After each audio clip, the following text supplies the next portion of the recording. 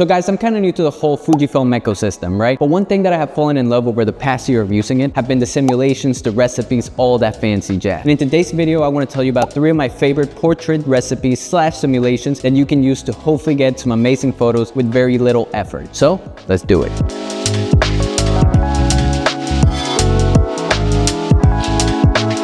What is up guys, welcome back to Once Upon a Time. And if you didn't know, this video officially marks a whole year of doing Once Upon a Time videos here on YouTube. That means 52 videos every single week. And I'm not gonna lie to you, sometimes it's been really tough, but honestly your support and just everything you guys do for me has honestly just fueled my creativity and helped me get to where I am today. So seriously, I appreciate it. Thank you so much for watching. If you're not subscribed, please subscribe. It's free and I always drop little gems like this every once in a while. So let's get into the video. Let me take you through the space that we're gonna be shooting at, our model, and then we can get right into the recipes. Let's do it.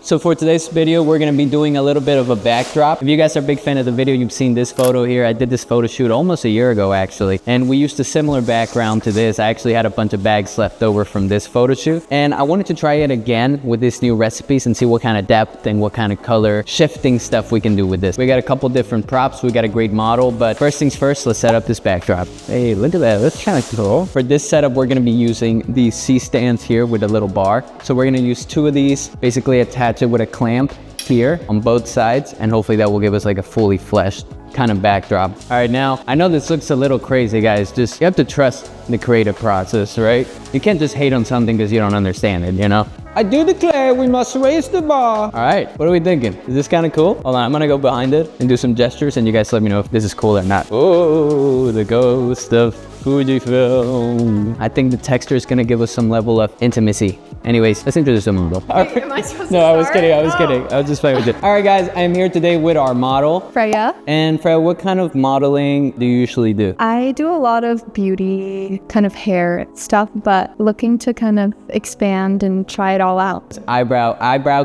kings and queens today. But today we're gonna be talking about some recipes, so let's get right into the first one, which I like to call the dreamy recipe. So let's do it. So the cool thing about the dreamy recipe is that, well, it obviously makes everything look a little dreamy. It has like a haze effect. So we're gonna test out some photos here with Freya and it's gonna be great.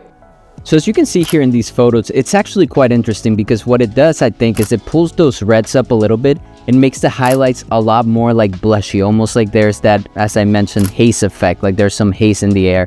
It also has this tendency to make those blues a little bit more cyan, I think, as well as bringing in those like nice contrasty punchy shadows that really add some depth to the images. So this was by far one of the most unexpected ones that I have tried, and it came out awesome. Okay, perfect. Let's do what if you go behind this thing?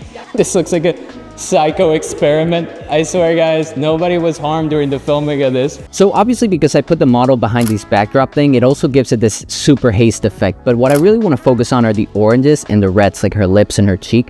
It's not like an overwhelming saturated orange. It almost has like this ombre fall off from the oranges to the lighter browns to the white of her face, and her lips the same thing for those. And it makes for these really cool film looking dreamy images. I think you should definitely try this one. All right, so that's the dreamy one. Now, for the life of me, I cannot remember where I found that, but it was an Instagram account. If somebody knows who made that, you know, please like let me know because I want to give them credit. I just remember I screenshotted it and I was holding the thing on Instagram, so it didn't like save the name of the person. But also, if you guys don't know, I have another video that I posted a couple months back where I did kind of the same thing with different kind of recipes. So if you want to watch that, you can actually click the link probably in the description somewhere. This next simulation that we're going to use is called Vintage Colors. I actually found a lot of these on the Fujifilm Weekly website, which you guys can see. These are not original simulations that I made. I simply am showing you because I use them for my portraits. I've been using this one for about 3 weeks now, and it has this really cool thing where it makes everything look vintage. So let's take a couple photos. Let's try it on. Let's see. I want to do some stuff with your face maybe. All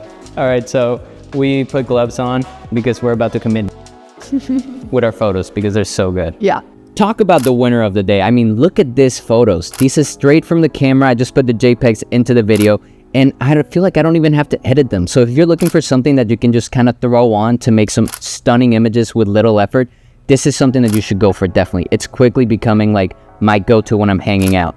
All right, so that one actually quite surprised me because it looked way better than I actually thought. I've shot it before in outdoor situations, but I think with this kind of like nice soft lighting, that vintage really came through and gave it like a, it's crazy. It actually looks like you edited the photo. But anyways, this last one right here is also one of my favorites. I normally use it for outdoor stuff. It is also from Fujifilm Weekly. It is called Pacific Blue. And basically the whole thing about it is that you would take photos of the water in this. However, because of the deep blues and like the crunchy oranges, I thought it would look really good in this scenario because our model has a little bit of a gingerish hell. She's the devil. She has a little bit of gingerish hair, not hell. And also we have some blue tights that are gonna look really nicely. So we're gonna play around with it and just see how it goes. All right, here we have the blue fit. You look like a mermaid. Now, when I was testing this recipe outside, I found it to be a lot more useful than in this indoor setting. While I think that the photos still look fine, I think that whenever you have some more harsh light on the face, like maybe a cutting shadow across the face or the body, I think you could really take advantage of those saturated and contrasty colors in the oranges and the desaturation on the blues. But as you can see here towards the end, we took more and they looked a lot better. So definitely something to have in your arsenal. All right, so to be quite honest with you guys, I don't know what the hell I was talking about here because this is what that audio sounds like. Saturated and my taste, but I still think that. But what I think I was trying to say and what I'm going to tell you now is exactly how I feel about it. I thought that the photos maybe were a little too crunchy, like the saturation was a little bit too high for my taste. However, I think that maybe when you blend it in with some darker clothing, because I did take some here that I'm going to post here, these are like all with the black, dark clothing. I think it makes for some really nice images in that case. But I think this is really dependent on the model and the background too. I don't think this is perfect for every scenario. Here, tell them what your idea is. The concept is I'm gonna be like a surfer and put my hand on the situation. I wonder where you got that from.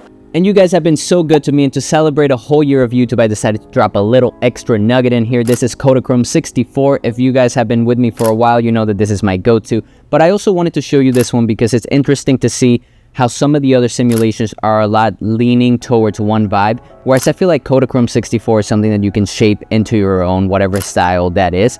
But anyways, like I said, there's just a little extra one that I wanted to show you. We just took these towards the end of our studio sesh, and I still think they came out great.